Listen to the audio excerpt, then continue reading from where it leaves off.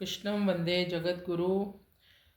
आप सबका स्वागत है श्रीमद् भगवद गीता के इस दूसरे अध्याय में। तो चलिए अब हम अगला श्लोक पढ़ते हैं, यानी 39वें श्लोक का पाठ करेंगे।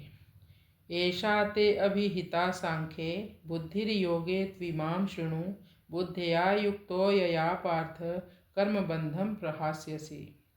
एषा ते अभिहिता सांख्ये बुद्धिर्योगे त्विमां शृणु बुद्धया युक्तो यया पार्थ कर्मबन्धं प्रहास्यसि।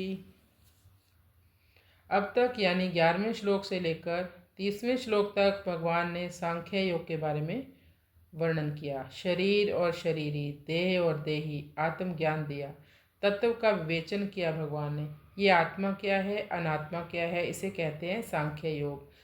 संख्या के आधार पर विश्लेषण करना।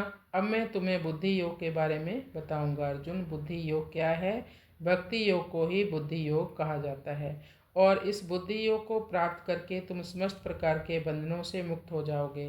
प्रहास्यसि यानी मुक्त होना।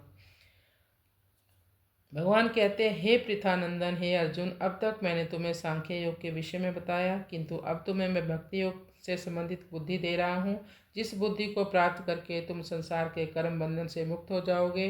कैसे मुक्त हो जाओगे, इसके बारे में हम अगले श्लोक में जानेंगे।